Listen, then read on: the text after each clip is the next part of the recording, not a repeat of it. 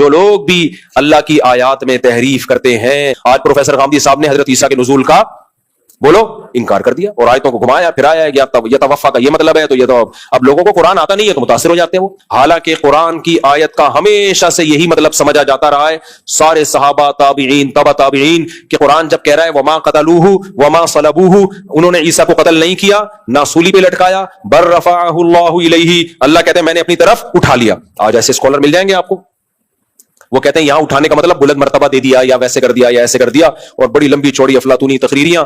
کیونکہ لوگوں کو خود قرآن آتا نہیں ہے تو لوگ ان کے جھانسے میں آ جاتے ہیں.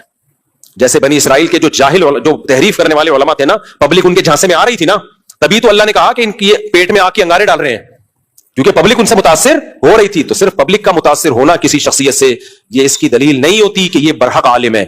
اچھا پھر گڑبڑ پتہ ہے کیا ہوتی ہے, جب ہم ان مسائل پہ شدت سے رد کرتے ہیں تو لوگ کہتے ہیں دیکھو غامدی صاحب کتنے آرام سے رد کرتے ہیں اور یہ مولانا صاحب کتنے غصے میں رد کرتے ہیں.